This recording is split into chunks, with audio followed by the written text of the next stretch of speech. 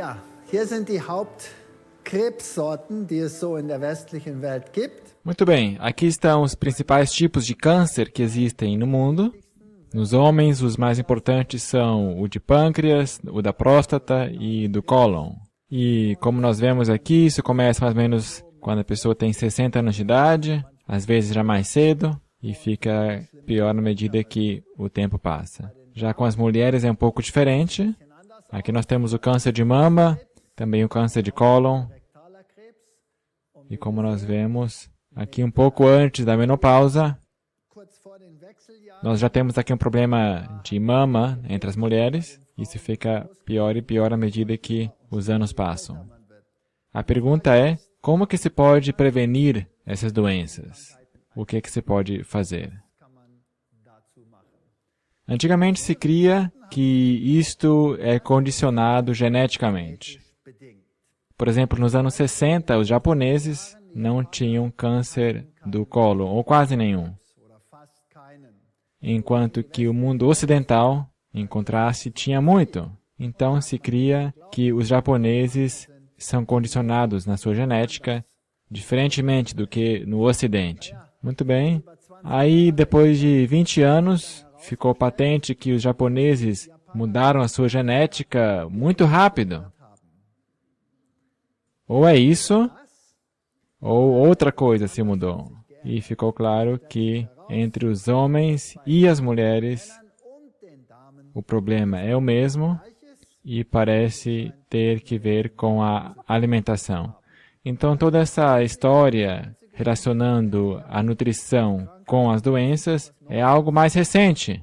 Antigamente não se prestava muita atenção nisso porque não era necessário. Ou seja, nos velhos e bons tempos, aonde que se trabalhava? No campo, havia muito ar puro. Tinha que se caminhar para lá e para cá, se comia o que descia da lavoura, não havia todos esses pesticidas e agrotóxicos, isso e aquilo, e as pessoas eram muito mais saudáveis por causa do ar puro, sol, muito exercício e também uma alimentação que provinha em sua grande parte daquilo que vinha do campo. Se nós consideramos quais são as 10 principais causas de morte nos Estados Unidos, e aqui está um gráfico de 1995, parece que as doenças do coração formam a principal causa de morte.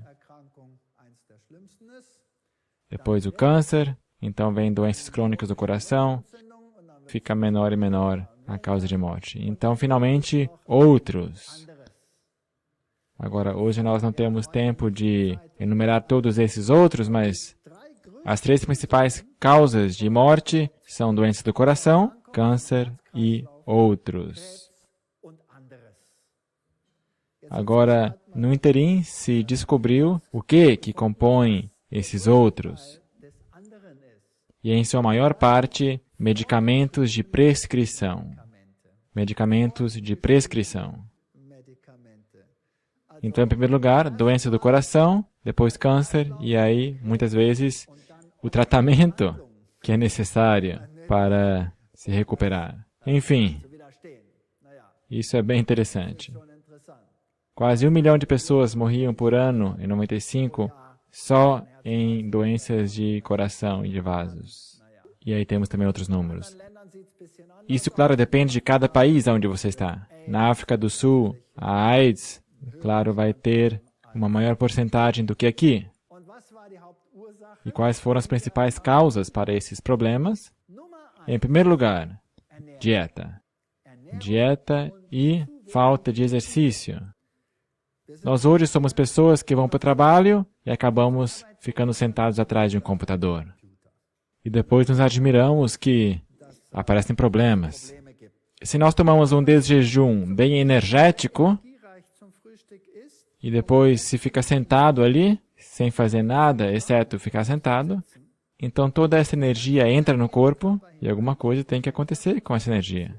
Normalmente, nós iríamos gastar essa energia pelo trabalho e trabalho físico e caminhar para lá e para cá, mas agora se fica sentado em frente ao computador, então o nível de glucose no sangue sobe e ficamos com problemas com a insulina, se pega hipoglicemia com problema, então se tem que tomar alguma coisa para que o nível da glucose volte a crescer, e assim se fica num sistema onde temos altos e baixos, em vez da energia ser utilizada.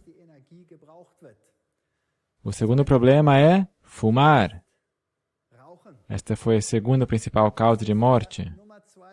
Isso, na verdade, foi muito fácil para solucionar esse problema. Não fumar e também não conviver na mesma sala com pessoas que fumam. Álcool, número 3, e aí vinham, enfim, outras causas como drogas e acidentes e outros. Mas, em primeiro lugar, dieta pobre e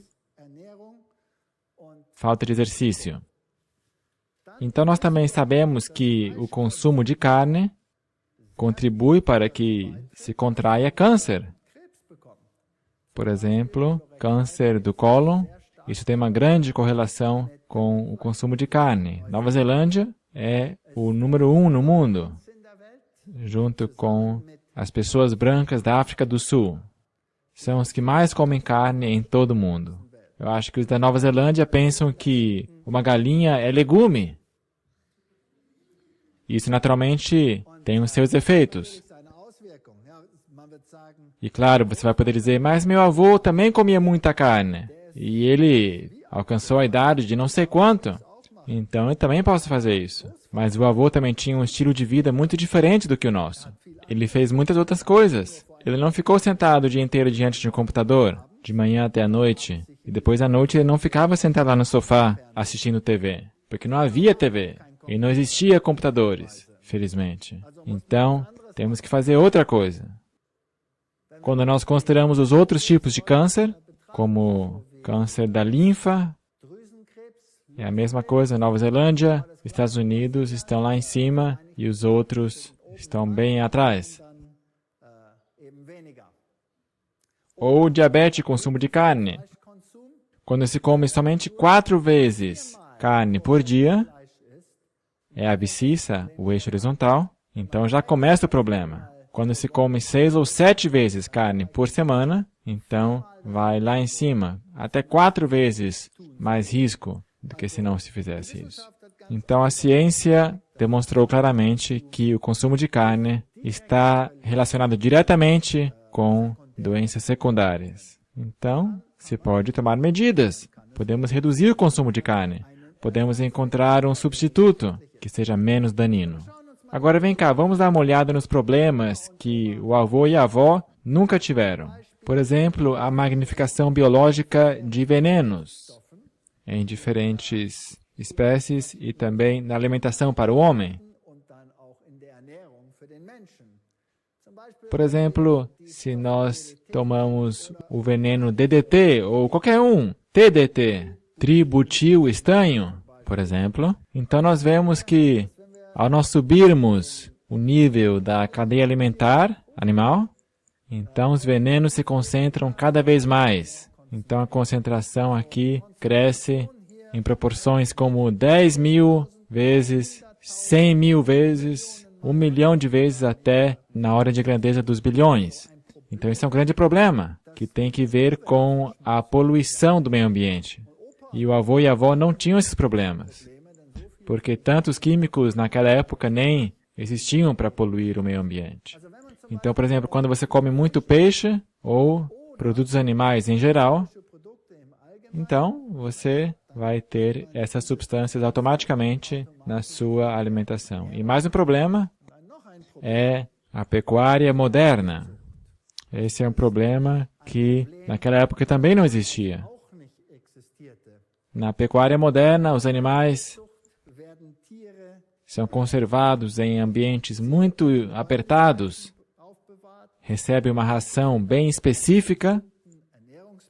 E se um país, por exemplo, na Europa, ou todo um continente como a Europa, diz, ok, nós vamos fazer normas bem definidas. Aqui não podemos dar de comer na ração pó de osso, por exemplo. Bem, então, o que faz, por exemplo, o Reino Unido, a Grã-Bretanha? Ao eles terem sacrificado todos os seus animais por causa de doenças assim, agora não tem carne naquele país. O que então o país faz? Importa? Da onde? De outros países, onde essas mesmas regras não se aplicam. Então, se você for ver, na verdade, o problema é um problema mundial. Quer haja essas leis num país ou não. Então, a pecuária animal é bem diferente do que antigamente. Hoje, são acrescentados compostos sintéticos, enzimas que permitem que certos nutrientes sejam absorvidos, que antes não eram digeríveis. Antibióticos e outras coisas são acrescentados. Então, os animais começam a morrer por causa disso que eles consomem. Ou então, dioxinas. Por exemplo, aqui foram acrescentadas as dioxinas à cadeia alimentar, e essas naturalmente são cancerígenas, e essas substâncias não estavam presentes lá antigamente. Aqui temos galinhas que têm que conviver num espaço muito apertado. São alimentados na granja para que a maior parte da energia possa ser transferida à produção. Bem, então quando você conserva os animais tão pertinhos um do outro, então uma doença também assola todo o grupo rapidinho. Sempre tem que se ser muito cuidadoso, dando antibióticos e outros produtos para que o problema não surja. Aqui está uma das minhas estudantes, onde nós fizemos experimentos com ovos e com galinhas para ver quais são os efeitos da avicultura moderna sobre os animais. Essa é uma galinha típica. Aqui nós temos as perninhas, estão bem tortas, e a razão é que elas recebem muita proteína em sua alimentação, porque a proteína leva a um crescimento acelerado. E quando recebem muita proteína em sua alimentação, então isto é uma alimentação muito acidificante, e esse ácido tem que ser neutralizado, e o corpo só tem um mecanismo para fazer isso, a saber, através do ciclo hormonal. Então é liberado um certo hormônio, e esse resolve o problema com liberação de cálcio do osso. Então depois, essa é a aparência dos ossos. E essa também é uma das razões porque pessoas que consomem muita proteína, que têm alto índice de proteína alimentar, ou que consomem muita carne, ou muitos produtos lácteos, que são ricos em proteína, também têm tendência a contrair osteoporose, porque tem constante perda de cálcio do osso. Aqui nós vamos ver o que mais acontece com esses animais. Uma questão que nós investigamos foi a resistência a antibióticos, e temos alguns problemas que surgem na pecuária e avicultura modernas. Um desses problemas é a resistência a antibióticos, porque se acrescenta constantemente antibióticos, e por isso as bactérias ficam resistentes. E quando nós depois ingerimos essas bactérias, e deveriam ter efeito patogênico, então os medicamentos não têm mais efeito. Esse é um problema. E outro problema são vírus. E contra esses, os antibióticos não têm efeito, já sabemos disso. Então temos esses dois problemas da modernidade, que alguns vírus estejam presentes nos organismos e que bactérias que sejam resistentes a antibióticos estejam presentes. Agora, antigamente, há alguns anos, só se preocupava com as bactérias que são resistentes. Hoje em dia, o outro problema é pelo menos tão grande ou já maior, a saber, os vírus. Antigamente, não havia problema, porque um vírus num certo animal não conseguia transpor o abismo existente entre uma espécie e outra. E assim, nós não poderíamos ser contaminados que estivessem presentes, digamos, em galinhas ou em alguma carne bovina. Havia uma fronteira ali entre as espécies. Mas isso mudou, como nós já vamos ver. Em primeiro lugar, as bactérias. Então, depois da avicultura moderna, depois que isso se tornou generalizado, houve surtos de salmonela, de repente, e pessoas ficavam doentes. Agora, por outro lado, os vírus. Bem, isso também é um fenômeno recente. Há alguns anos nós tivemos isso. Aí se contraiu doenças provenientes de vírus de aves e de porcos que levavam a encefalite. E, naturalmente, isso é uma doença bem grave e se pode sobreviver disso, claro. Se pode morrer disso ou se pode ficar deficiente mental depois de uma enfermidade assim. Não é uma coisa com a qual se brinque. Então, esses dois problemas, vírus e bactérias. Muito bem, então vamos lá. Resistência a antibióticos. Foi um grande problema. A revista Time mostrou todas essas galinhas aqui e intitulou a matéria Duro de engolir. Duro de engolir. Problema, doping no estábulo e também na granja, porque se na cultura animal moderna se quer que o animal cresça rapidamente, então se utiliza esta simples fórmula aqui embaixo. ΔH é igual a ΔF mais T ΔS. Agora, ΔH é toda a energia que se dá ao animal para viver e para crescer. ΔF é o que finalmente é transformado em crescimento e TΔS é toda a energia perdida, ou seja, movimento, respiração, reprodução e termorregulação e mais e mais e mais. Portanto, na cultura moderna de animais, o esforço é reduzir esta parte aqui ao mínimo possível. Ao mínimo possível. Se é necessário energia ao animal se locomover, então restringe isso para que o animal não se possa mexer mais. Por exemplo, assim, prenda-os. Aí está ele, sentado. Não posso ir para a esquerda, não posso ir para a direita. No caso da vaca, por exemplo, também é fácil. Faça o espaço tão apertado para que a vaca não possa se deitar. Porque se a vaca se deita e depois se levanta, bem, isso é meia tonelada que tem que se erguer ali. E isso consome energia. É um desperdício de energia. Então, faça o espaço tão pequeno para que não possa se deitar. Porque a vaca tem que mexer o seu traseiro, girando, para que possa se deitar. E se isso não é possível, então, tem que ficar de pé. E certos truques desse jeito são, então, aplicados. Mantém a temperatura bem uniforme, o animal cresce melhor. Se dormir bastante e a luz for pouca, então, cuide bem disso. E outras coisas desse jeito. Isto é cultura moderna de animais. Mantenha essa última parte da fórmula tão pequena quanto possível. ΔH, o mais barato possível. Lógico. Então, se você usar uma boa ração, isso tem o seu preço. Se você pode usar produtos secundários ou até produtos reciclados do lixo, então é melhor. Você consegue por um preço mais acessível. Se você pode usar, digamos, pó de osso de animais doentes, então fica ainda mais barato. Ou pó de peixes, ou seja lá o que for, tudo que é barato. Ou mesmo esterco de galinhas, como nutrição, porque ele é rico em nitrogênio.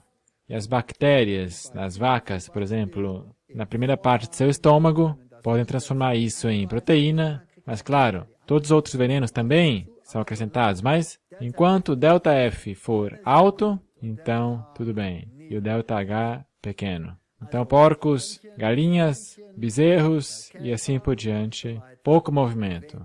Se você não tem condições de ter as grades no estábulo, então o jeito é colocar todos juntos, bem apertados. Junta todos em um bolo para que não se possam mexer. Isso também ajuda na questão da temperatura e assim por diante. E então também as doenças são passadas rapidamente de um animal para outro nesse grupo. No final dos anos 90, a condição dos vírus, então, chegou a um ponto tal que contaminava os seres humanos, mas primeiro afetava o porco. Antes do ano 2000,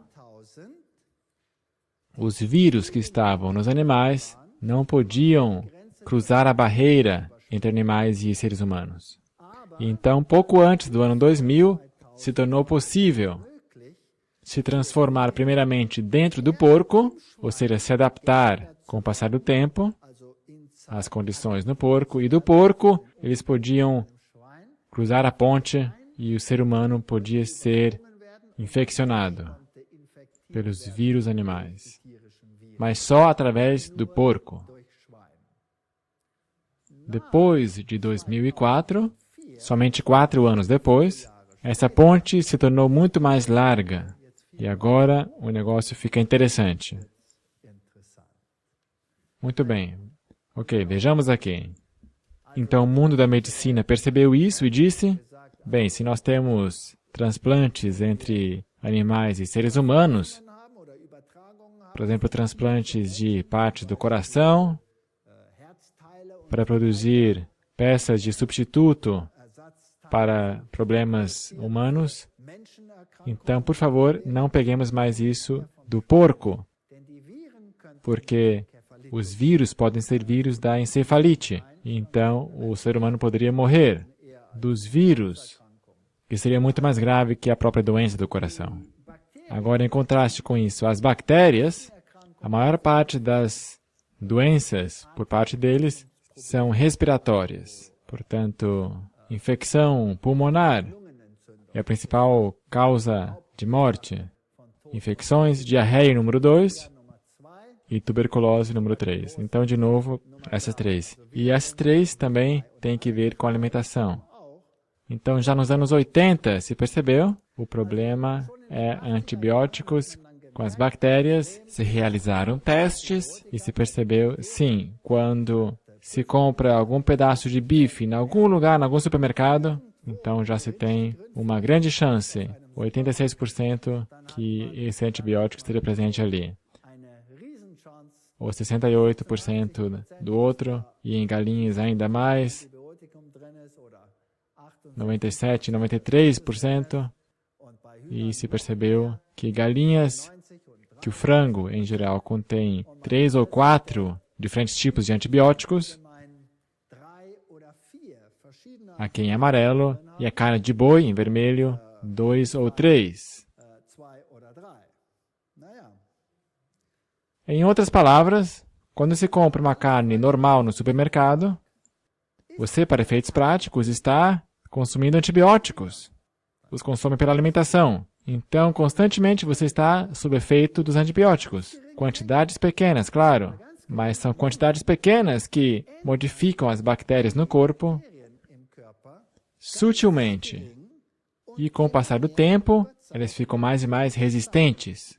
E quando então vem um problema, bem, então você tem essa resistência, então os medicamentos não funcionam mais. Então, em vez de ter uma gripe secundária normal, você acaba ficando com inflamações secundárias. Primeiro inflamação da garganta, depois do ouvido, depois do pulmão e, finalmente, depois você tem mais e mais problemas. E quando você é jovem e pequeno, então isto é muito perigoso. Portanto, as bactérias resistentes a antibióticos começaram a levar à morte de algumas pessoas, e também aqui em hospitais, sobretudo. E os hospitais, na verdade, são, hoje em dia, bem perigosos, depende de onde você está. Porque é ali que estão essas bactérias resistentes. E você pode ir para um hospital por causa de uma pequena cirurgia, para consertar, seja lá, alguma vértebra.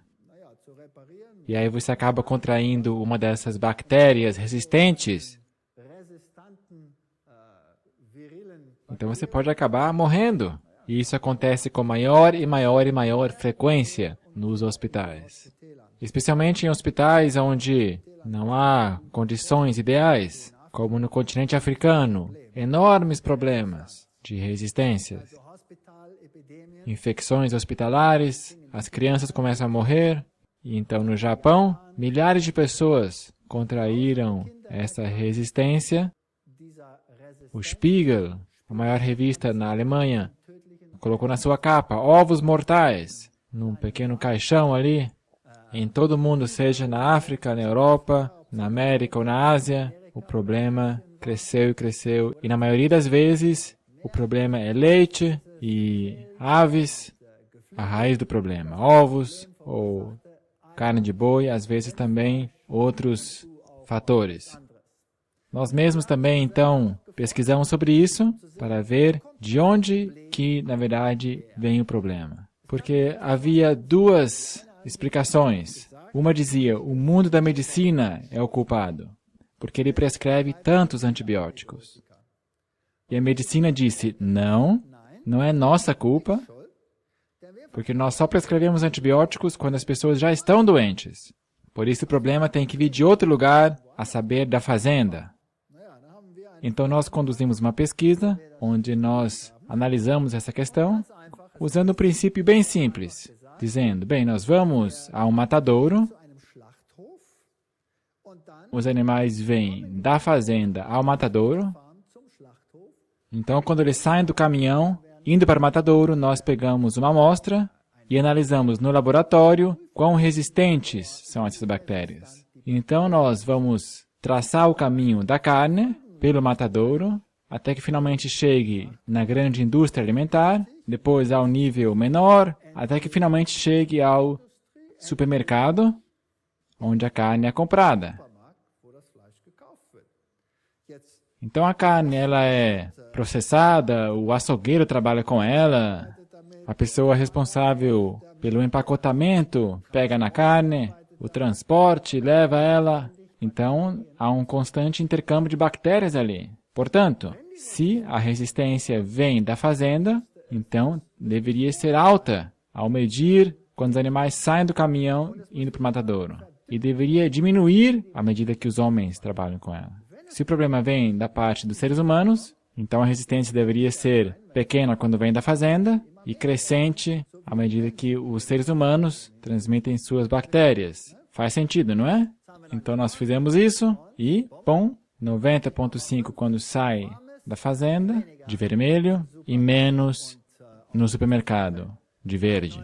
Ali no meio, 93 versus 72. E aqui, bem claro, 100% de resistência, depois 54 de resistência. Então nós mostramos que o problema vem da fazenda. Com a cultura animal, com a moderna cultura, essas bactérias resistentes são cultivadas. Então os antibióticos não são tanto um problema da parte do ser humano, mas na cultura animal. Isso, é claro, nos influencia. Então os antibióticos deveriam ser usados quando realmente for preciso. E além disso, em nenhum momento. Mas por que usam tanto na pecuária, na avicultura? Porque descobriram que quando dão antibióticos, o animal precisa de menos energia para o seu sistema imunológico, suas próprias necessidades, então cresce mais rápido. É um produto de crescimento, por assim dizer. Então vale a pena dar isso para eles. E nós hoje, então, acabamos tendo esses problemas. Nós temos os matadores em todo lugar. Esse é um problema que o avô e a avó nunca tiveram. Muito bem. O homem, então, disse, ok, nós temos esse problema. A carne moderna não é mais o que costumava ser. Em primeiro lugar, por causa do que os animais comem, que não tem cabimento. Em segundo lugar, nós temos esse problema da resistência das bactérias. Portanto, nós não mais vamos comer isso. Agora nós vamos comer somente produtos orgânicos. Já viram falar disso? Agora nós vamos comer carne orgânica. E outras pessoas falam, não, isso também não é bom o suficiente. Porque esses animais são descendentes de animais que foram afetados pelo cultivo antigo. Não, nós agora só comemos carne exótica. Por exemplo, carne de crocodilos, carne de animais selvagens, e avestruz, e etc, e etc. É isso que agora vamos comer. Então o problema se resolve. Muito bem, então vieram alguns outros problemas. Ebola, ups! O vírus do ebola, então temos que ver com o vírus agora. Esse vírus é um pouco menos amistoso se alguém o contrai. As chances de você bater as botas são muito boas. Boas chances. Então na África, nesse momento, na África Central, o ebola, nesse momento, é um problema. Mas ainda não na Europa e ainda não nos países de primeiro mundo.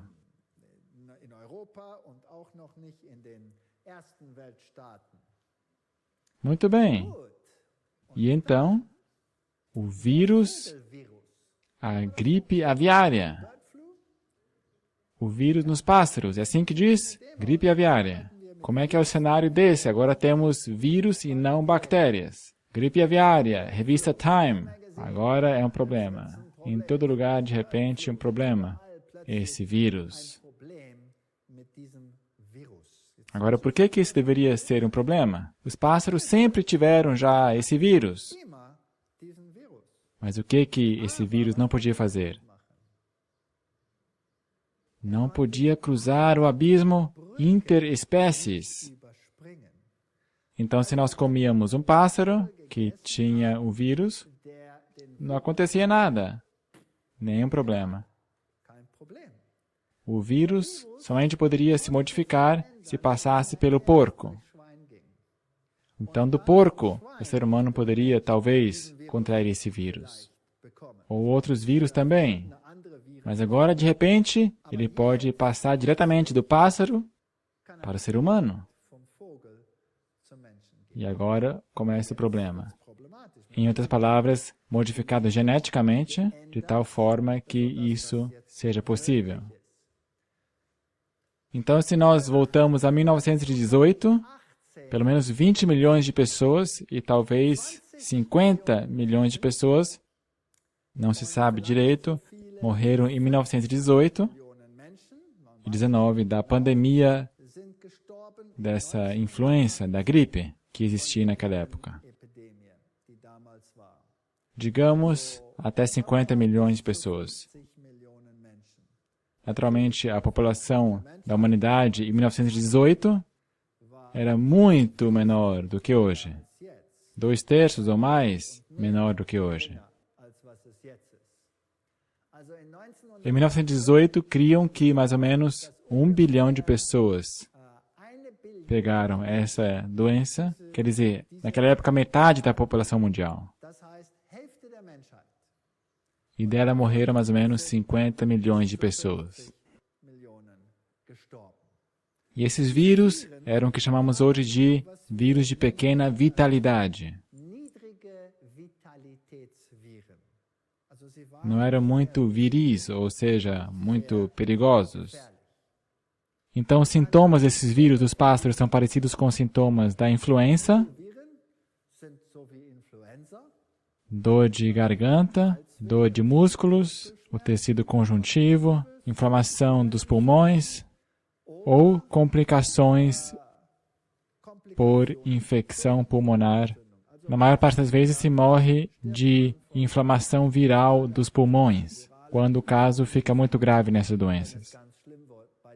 Hoje em dia não são vírus com baixo potencial de infecção, mas com alto potencial. Bem diferente do que em 1980. E naquela época morreram até 50 milhões de pessoas. Então nós temos esses vírus com as siglas H. H simboliza high, em inglês alto. Vírus com alta intensidade. E os vírus que hoje em dia estão presentes no mundo são o H5N1, H7N7, H9N2 e o H7. E em que lugares que eles estavam? Agora é bem interessante. Canadá, primeiro mundo ou terceiro mundo? Primeiro mundo. Ou aqui, na Holanda, em 2003, houve 89 casos e só uma pessoa morreu. E depois, 1997, em Hong Kong tiveram 18 casos, 6 pessoas morreram lá em Hong Kong. Hong Kong também é primeiro mundo. Então chegamos ao ano 99, tiveram 2 casos e uma pessoa morreu. Então, 50% dos doentes morreram. E depois, 2005, é o ano em que estamos, Camboja, um caso que morreu. No Ocidente são possíveis tratamentos medicinais. Tailândia, 2004, 17 casos, 12 mortes. E esses realmente fizeram tudo que você pode imaginar para salvar essas pessoas. Vietnã, 2004 a 2005, 51 casos. 33 morreram. Uau! Então, qual que é a taxa de mortalidade, mais ou menos? Quase 50% ou até mais que 50%. Digamos mais ou menos 50%. Agora, se naquela época, em 1918, a metade da população morreu com esse vírus, e hoje acontecesse o mesmo, qual que é o potencial? Quantas pessoas poderiam morrer? 3 bilhões. Ou aqui na Alemanha se diz 3 bilhões poderiam morrer. Isso aí seria impensável. Agora são vírus que estão em jogo. Tivemos aqui um surto na Tailândia, e nessa região, na Malásia, Camboja, enfim.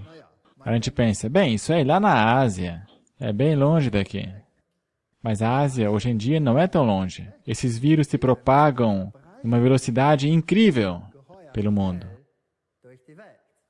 Então, Outbreak Notice, uma advertência, foi publicada em 24 de março de 2005. A Organização Mundial de Saúde diz que, na verdade, há mais casos do que anteriormente nós pensávamos que havia. Temos 10 casos adicionais, 3 dos quais foram fatais. Portanto, o problema, na verdade, é um pouco maior do que nós imaginávamos. Gripe aviária. Time Special Report. Será que o problema pode ter um alcance mundial? Então, quando que eles aconteceram no passado? Como eu disse, em 97, Hong Kong 97, e parece sempre ter sido esse. H5N1. Um vírus muito maligno. Temos aqui a influenza e algumas pessoas também morreram disso. Então, em 2004, de repente, o mesmo vírus na África do Sul. Isto é bem longe da Ásia. E o que aconteceu aqui? O problema estava com as avestruzes. Avestruzes no Cabo Oriental. Ali descobriram o vírus, então eles tiveram que destruir todas as avestruzes.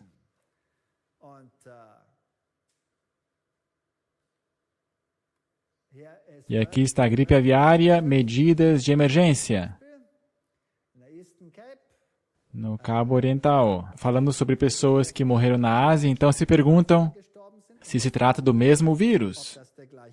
No começo falaram que não é o mesmo vírus. Porque na África não temos esse vírus. Nós aqui só temos os vírus bem normais, comportadinhos. Aqui o problema não vai ficar mais grave.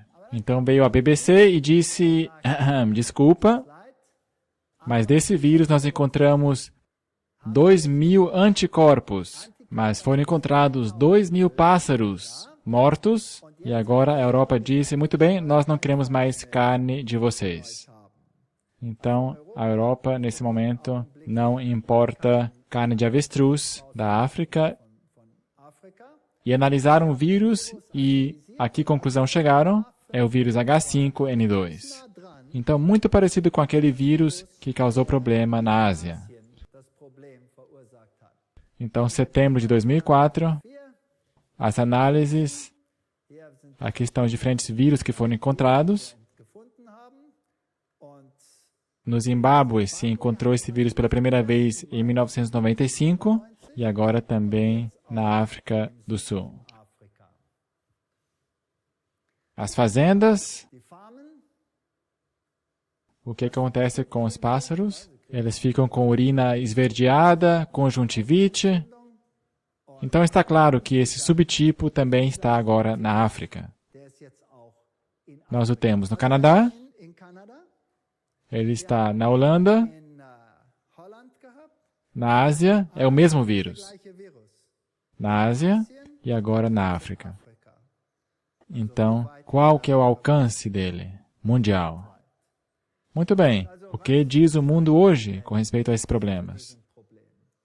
Em 26 de novembro de 2004, a Organização Mundial de Saúde diz que nós esperamos uma pandemia. Nós esperamos uma pandemia. E eles também esperam, o que diz aí? Que isso aconteça em cada país do mundo. Cada país do mundo. com milhões de mortos. Eles esperam. E eles pensam que até 1/4 da população mundial, e se for o mesmo caso, como em 1918, até a metade da população mundial vai desaparecer. Diz a Organização Mundial de Saúde que a próxima pandemia de gripe, a raiz dela vai vir da onde? Vai vir da onde? Das aves. Então, o que é o melhor que se pode fazer? Deixe o frango de fora. Deixa ele quieto. Naquela época se podia dizer, são só bactérias. O que se pode fazer quando existem bactérias de salmonela no frango? É só cozinhar ele. Então o problema está resolvido. Mas vírus podem ser transferidos de outras formas. Pelo contato. Ao comprar, então, depois é só abrir o pacote, pegar na mão, colocando na panela e pronto. O problema já está aí. Não é tão fácil lavar esses vírus na mão debaixo da torneira, como é o caso com bactérias, talvez. Portanto, são problemas totalmente diferentes hoje em dia. Mas vai ficar pior. Dr. Klaus Storr, que é o coordenador do programa de influenza da Organização Mundial de Saúde, ele diz que pelo menos 1/4 da população mundial vai contrair esse problema e ele identifica o vírus que ele acredita que é a raiz do problema. Ele diz que o H5N1 asiático, esse grupo de vírus, é certamente o que vai causar a próxima pandemia. Portanto, esses vírus estão na Ásia, estão na América do Norte, na Europa, estavam na Holanda e agora estão na África, em todo lugar. Aqui vem os jornais, Daily Express, 2 de março de 2005. Nós queremos fabricar vacinas contra esses vírus. Mas como nós já vimos, na Ásia era o H5N1. Na África, provavelmente transferido diretamente da Ásia, agora já é o H5N2. Em outras palavras, geneticamente um pouco diferente. Então, uma vacina que é produzida aqui, provavelmente não pode combater o outro vírus. Então, eles creem que esse problema não pode ser resolvido e também os países não vão poder ajuntar suficiente vacina. Impossível criar uma vacina contra uma infecção. É, por assim dizer, impossível solucionar esse problema com vacinas. Aqui o Daily Telegraph, da Inglaterra, diz que a Inglaterra tenta produzir 14 milhões de doses dessa droga antiviral, Tamiflu. Mas provavelmente não vai ajudar muito. Na Times estava escrito, em 17 de fevereiro de 2005, a Organização Mundial de Saúde advertiu os governos em todo o mundo para que considerem fazer um estoque de vacinas contra a gripe aviária em preparação para a pandemia. Nós temos um problema, então, portanto, de vírus e de bactérias hoje em dia. Nós já vamos ver como o problema desse vírus vai continuar se agravando no mundo. Vamos ver outras possibilidades para permanecer no tema do consumo da carne. Como se poderia utilizar outra coisa. Portanto, nós já vimos que o frango é suficientemente problemático, não é verdade? A carne de boi, já vimos, causa diversos tipos de cânceres, talvez resistência a antibióticos. Porco, aí temos um grande problema, porque os vírus usam o trampolim do porco para poder se transferir ao ser humano. Então, por favor, elimine a carne de porco em primeiro lugar. A carne de frango, desde essas novas revelações, também a elimine. Felizmente, permanece o peixe. Não é verdade? Muito bem. Vamos ver o peixe hoje em dia. Ômega 3, gorduras. Essa é a razão porque nós precisamos do peixe, porque ele é absolutamente necessário em nossa dieta. Já ouviram essa? Sim. Nós todos vamos nos deformar se não comermos peixe. Já ouviram, né?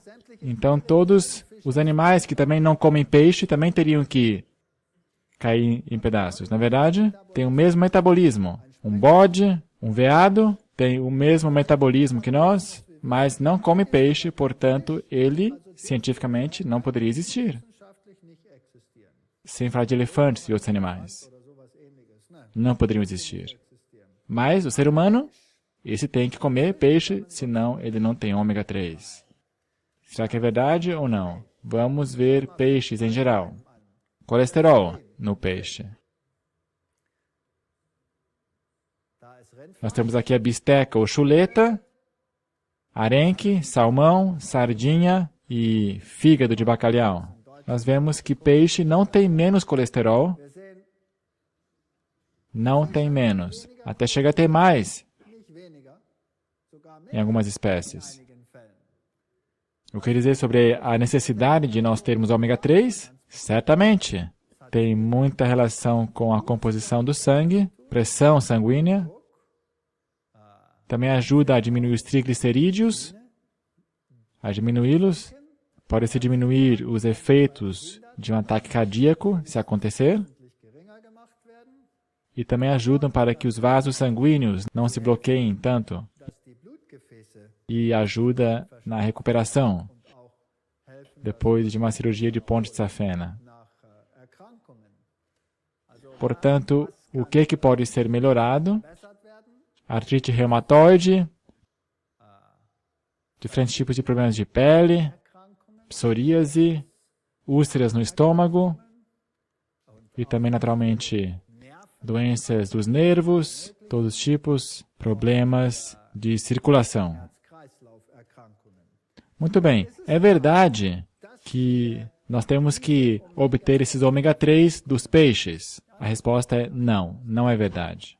Nas plantas nós temos o ácido linolênico. Esse ácido ocorre nas plantas. Já os peixes têm ácido eicosapentanoico. E nós temos as enzimas, aí estão elas, que transformam o ácido alfa-linolênico em ácido eicosapentanoico. É um caso interessante. Agora, se nós deveríamos exercer fé, então se poderia concluir que Deus não foi lógico, porque não colocou ácido eicosapentanoico nas plantas, mas só ácido linoleico e ácido alfa-linolênico. E por que não eicosapentanoico, se nós precisamos? Sim, mas nós podemos produzi-lo se nós consumimos as plantas, que contêm ácido linoleico. Enquanto que, se eu consumo ácido eicosapentanoico diretamente, então eu já o tenho. Eu não tenho que produzi-lo, mas se eu consumo demais dele, então eu tenho um problema, porque o ácido eicosapentanoico tem que ver com a viscosidade do sangue. Quão viscoso ele é. E se eu tenho demais desse ácido, o sangue fica muito fino, com uma viscosidade muito baixa. E então eu acabo tendo uma chance muito mais alta de ter um derrame cerebral, por exemplo, sangramentos cerebrais, ou hemorragias em geral. Então, pessoas que têm consumo muito alto de peixe, por exemplo, os esquimós, a maioria das pessoas morrem de derrame cerebral. A maioria. Eu acabo de vir do Alasca e eu conversei com os médicos lá. E eles confirmaram isso, que esse é o maior problema com os esquimós. Então você não vai querer ter muito desse ácido eicosapentanoico. Melhor ácido linoleico. Então você pode produzir tanto quanto você quiser e for preciso. Então o que é melhor, da planta ou do peixe? Da planta. Da planta. Os elefantes não têm derrame cerebral. Então, as plantas que têm ácido alfa-linolênico, quais são? Temos aqui em legumes, em frutas. Quanto mais gorduroso, mais tem. Por exemplo, abacate. Isso não são grandes diferenças. Mas você pode dizer, o peixe tem muito mais. Mas, bem, vamos a outra categoria de alimentos. Vamos aqui às nozes, ou feijão e soja, ou óleo de soja. Nós temos também brotos de grãos, germe de trigo, noz de nogueira, noz walnut, óleo canola, outro tipo de noz, e linhaça. Uau! 7.526 miligramas. Esse é o campeão. Esse é o maior índice. Então, tem um benefício de quebra. Se nós olhamos para a soja e linhaça, esses dois juntos, então temos alguns outros benefícios. Temos fitoquímicos, como um fitoestrogênio que se chama genisteína. E a linhaça tem o maior índice de genisteína junto com o feijão soja. Então, se nós quisermos ter uma boa circulação e um bom sangue, então precisamos tomar leite soja e linhaça. Portanto, um desjejum, digamos, de granola, ou Bircher Müsli ou outra coisa, é só colocar leite soja com uma colher de chá de linhaça triturada ou farinha de linhaça e prontinho. E mulheres, vocês também não vão ter problemas na menopausa se fizerem isso. 2 copos de leite soja, uma colherzinha de chá de linhaça, e se tiver bastante problema, coloque mais, então o problema também está solucionado. Então aí estão algumas dicas. Então temos outros problemas com o peixe, a saber, pesticidas hoje em dia estão bastante concentrados, com DDT e DTD. E então câncer aumenta cada vez mais sua frequência nos peixes. E peixe agora tem muito mais câncer do que antigamente. E PCBs em geral estão contidos no peixe. E isso pode afetar nossa fertilidade. E também mães grávidas podem ter problemas com isso. Portanto, peixe hoje em dia já não é mais o que era. Então, crianças de 11 anos de idade ou mais, quando são expostos a PCBs, podem demonstrar problemas intelectuais. E até aqui em cima, na região onde era de se esperar que não houvesse muita poluição do meio ambiente. Ali, os peixes têm a mesma contaminação como em outros lugares. E os esquimós têm altos índices de pesticidas no seu sangue, PCBs e também os outros problemas que têm que ver com os peixes.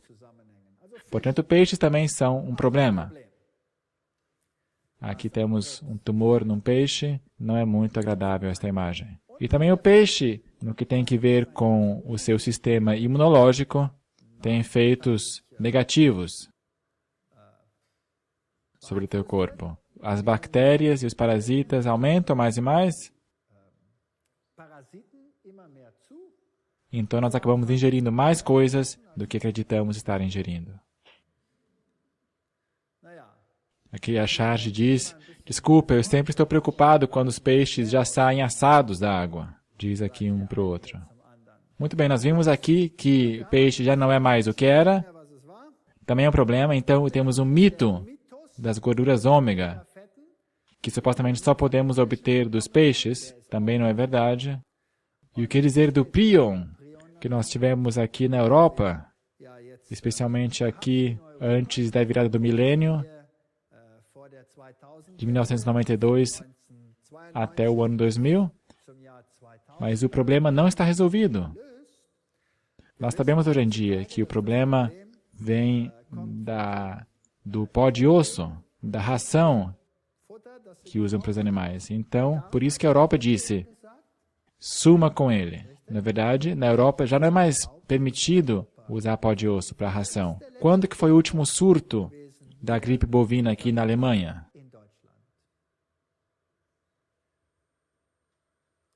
Alguém sabe? Vocês têm lido o jornal? Nessa semana.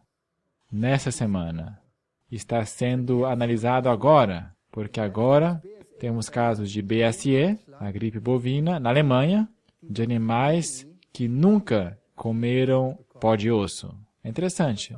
Portanto, o problema não está erradicado, apesar de se crer popularmente assim. Então, o que é o agente infeccioso do prion?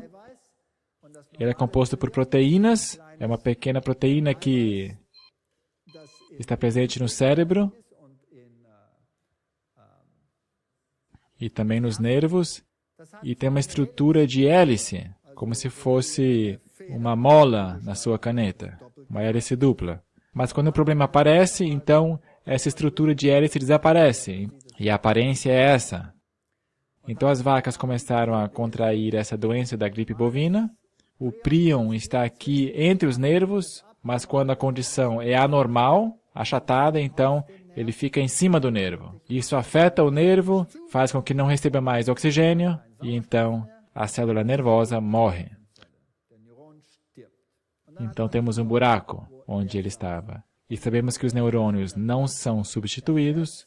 Os dendritos, esses sim, podem crescer e aumentar e se reproduzir, mas o neurônio propriamente dito, se ele sumiu, nada o substitui. Fica um buraco. E se há muitos buracos, então o cérebro depois tem a aparência de uma esponja. E é por isso que essas doenças se chamam espongiformes. E a encefalite bovina espongiforme, em outras palavras, é uma vaca com cérebro de esponja. É uma linguagem simples. Naquela época, quando houve surto na Inglaterra, ele falou para a imprensa, nenhum problema, e ninguém acreditou nele. E tinham razão em não crer nele. E em 1992, houve esse pico da epidemia e milhares de animais estavam infectados. Depois, eles dominaram o problema. Mas o que é interessante é que em 92, as exportações de carne para o resto da Europa, como vocês, por exemplo, se triplicou de 0,1 milhões de toneladas a 0,3 milhões de toneladas, de 92 a 95. Então, essa carne de gripe bovina simplesmente foi exportada para a Europa. Isso só se refere à carne para consumo humano. Então, naturalmente, também o pó de osso. Esse é exportado ainda mais. E esse índice sobe ainda muito mais alto. E é exportado para o mundo inteiro. Se disse que o problema não pode ser transferido para o ser humano, ou de uma outra forma. É específico para essa espécie. Mas então, em 94, começaram a morrer gatos, porque esses recebiam ração, produzidos por esses animais, então esses contraíram a gripe bovina. Então se disse, certo, então é possível que isso se transfira de uma espécie a outra, na cadeia alimentar, mas para que isso se transfira ao ser humano vai demorar pelo menos 80 anos. Muito bem, então começaram a morrer jovens, então começaram a morrer crianças. Então essa teoria de 80 anos também foi para o brejo. Então as pessoas ficaram assustadas e falaram, bem, todos os animais têm que ser queimados. Então se queimou os animais no campo. E no outro ano a relva cresceu, lá veio a vaca, comeu essa relva e contraiu de novo a gripe bovina. Ups! Então o fogo normal não é quente o suficiente para destruir esse prion tão compacto. Também, e é claro, cozinhar essa carne não vai destruir, nem queimando a fogo. Portanto, acrescente oxigênio e tiveram que queimar o gado nesse forno especial. E dessa forma o problema, segundo eles, foi resolvido. Criancinhas de peito, então, também contraíram essa gripe. Aqui está um recém-nascido. Então as pessoas disseram, bem, os prions se alojam no cérebro. E no sistema central nervoso, então carne tem poucos prions, menos de 10 por grama, enquanto que o cérebro tem muito, até 1 bilhão por grama, e intestino e medula óssea tem até 1 milhão por grama. Então fica óbvio o que se deve comer. Somente a carne. Então o mundo disse, ok, concluímos que nós não podemos mais comer T-bone steak. Sabem o que é isso? O T-bone também é conhecido como bisteca ou chuleta. É um osso em forma de T, onde de um lado fica o filé e do outro lado o filé mignon. Então esse é o osso em forma de T. E se o corte atravessa o osso, então existe a possibilidade de espalhar 1 milhão de prions. Portanto, disseram, a carne só pode ser consumida separadamente. Mas, claro, os animais tiveram que ser serrados ao meio, porque não se enviava todo um boi. Tinha que se cortar pela metade. E aí também complicava. E o próximo problema também é que as pessoas ainda comiam salsicha. Então, moíam a carne, mas onde é que enfiavam essa carne? Em uma membrana de intestino. Então, também se forma um problema. Então, isso, na verdade, não solucionou o problema. E assim, a gripe bovina se espalhou por todo o mundo, e hoje em dia está bem comum nos Estados Unidos. Eu acabo de voltar do Alasca, e também tiveram um surto de gripe bovina no Canadá. Isso faz 4 semanas agora. Surto no Canadá, nessa semana, gripe bovina na Alemanha, sem que os animais tivessem sido alimentados por ração com pó de osso. Então, a vaca louca se disseminará ainda mais? Sim, se disseminou, mas agora está menos do que antes. Agora vamos dar uma olhada em alguns outros vírus interessantes e outras doenças. Além da BSE, da vaca louca, nós também tivemos tuberculose. Isso, claro, é uma bactéria, mas elas também se tornam resistentes e a tuberculose hoje em dia é quase um problema tão grave como antigamente. E naturalmente nós encontramos isso no leite. Os animais têm tuberculose. Quando nós comemos animais assim, então a possibilidade de se espalhar a tuberculose é muito alta. Na África, nunca se solucionou esse problema. Na Europa, estava sob controle, mas em breve vai sair do controle humano. Então, temos a querida febre aftosa. Aqui o negócio fica interessante. Com essa doença, bois, ovelhas, bodes, porcos, tanto domésticos como selvagens, e outros animais podem se enfermar. Segundo informações da Organização das Nações Unidas, essa doença pode ser transmitida por 4 formas diferentes. Pelo transporte de animais, vírus que saem das vias respiratórias dos animais, no ar, etc. Agora, antigamente, esse vírus não afetava o ser humano. Era um vírus bem específico da espécie em que ele estava presente. Muitos animais podiam ser vetores, mas não eram eles mesmos influenciados, porque não faziam parte dessa espécie. Portanto, somente os bovinos é que tinham esse problema. Naturalmente, os vírus podem contornar esse problema com o porco. Portanto, o próximo animal que contraiu essa doença foi o porco. Portanto, bois e porcos tiveram esse problema. Mas o ser humano, não. Agora, na Inglaterra, naturalmente tiveram o grande surto. E o que a Inglaterra fez? Sob força, naturalmente, da União Europeia, todos os animais foram destruídos. Será que pessoas morreram diretamente desse vírus? Sim ou não? Nesse último surto? Sim. Sim. Então, de novo, o pulo do boi direto para o ser humano, a primeira vez foi visível aqui. A doença não foi tão grave no ser humano. Os efeitos foram uma gripe, bolhas nos lábios, bolhas na língua e talvez inchaço na boca. mas nada grave, com risco de vida. Mas esse é o primeiro passo. O que se o vírus se mudasse do tipo A para o tipo H? Então temos a mesma coisa que com os pássaros. Muito bem. Então a Inglaterra disse, nós vamos destruir tudo. E mataram tudo. Tudo que tinha febre aftosa foi destruído. Matadouro, aqui está, tudo isso aí sendo queimado. Muito bem. Agora a Inglaterra ficou sem carne. Como é que eles contornaram o problema? As pessoas ficaram todos vegetarianos, certo? Não. Eles continuaram comendo o mesmo tanto de carne. Então de onde que veio a carne agora? Importaram. Da onde? Da América, e da África, e da Austrália, e todos esses países. Muito bem, esses países também tiveram febre aftosa. Como é que eles contornaram o problema? Eles disseram, os ingleses ficaram bobos. São idiotas. Todo esse dinheiro aqui, simplesmente queimado, isso não faz sentido. Os outros países fizeram fazendas de quarentena. Milhares de animais em quarentena.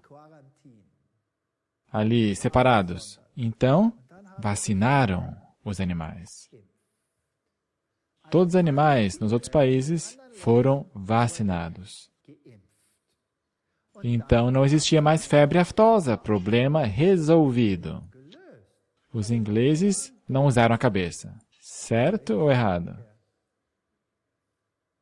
Muito bem, pergunto. A vacina, será que ela mata o vírus? Sim ou não? Não. Ela traz imunidade contra o vírus. Isso quer dizer que todos os animais que são vacinados são potencialmente o quê? Vetores. Vetores. Muito bem. Agora, antigamente, os vetores eram animais selvagens, que na maior parte não eram comidos pelos seres humanos, ou pouco comidos. E além disso, o vírus não era transmitido diretamente ao ser humano. Não diretamente. Agora, o vírus já vai direto para o ser humano. Mas cada animal agora é um vetor. Agora se importa de todo mundo. E esse intercâmbio acontece, e assim por diante. E agora nós temos um enorme problema de vírus. Portanto, não somente a gripe aviária, mas também, nesse caso, novos vírus são cultivados que realmente são problemáticos. Qual que é a melhor forma de evitar o problema?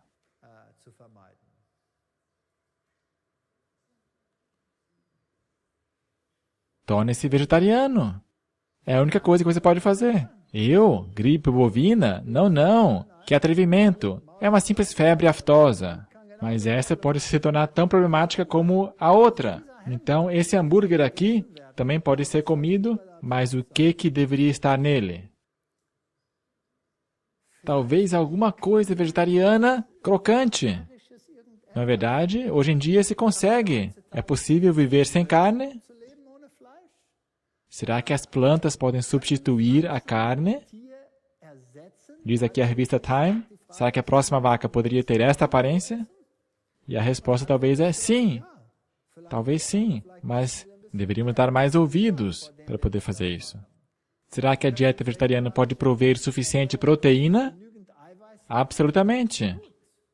Se nós consultamos aqui o padrão Rose Standard, que é um padrão que mede a riqueza, quão eficiente uma proteína é, então nós vemos que pessoas puramente vegetarianas somente se desviam 28% desse padrão, dessa norma, enquanto que não vegetarianos têm uma deficiência muito maior. Então, a proteína vegetal é a melhor proteína que se pode obter, quando se tem as combinações corretas. E também no leite humano. podemos ver aqui as diferenças entre vegetarianos e não vegetarianos. Portanto, no futuro, talvez mais disso. E para ter uma nutrição energética, bem, então temos que estudar um pouco como se pode substituir essas coisas. Então, resumindo, o argumento que meu avô, meu bisavô sempre viveu assim, eu também posso fazer desse jeito. Será que hoje em dia é válido, sim ou não? Não. Não é um argumento válido mais. Nós vivemos em outro mundo. Nós mesmos causamos dois problemas. Por nossa tecnologia altamente sofisticada. E nossa tecnologia sofisticada fez um avanço de algumas décadas para a humanidade. Mas agora vem o preço. A saber, nós cultivamos aquilo com o qual não podemos mais lidar.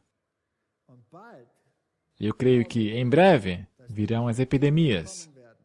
Eu já falei isso há anos. E todos falaram, bobagem. A OMS, Nações Unidas, diz isso em grandes manchetes e adverte o mundo inteiro. Eu vou me assentar e espero.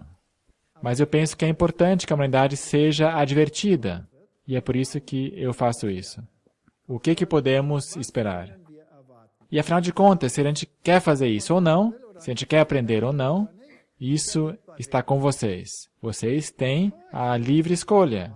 A escolha está com vocês. Aqui estão informações para que vocês possam decidir mais facilmente. Então, divirtam-se fazendo essa escolha e não tem que ser tão difícil assim. É possível se alimentar bem e continuem vindo aqui às palestras.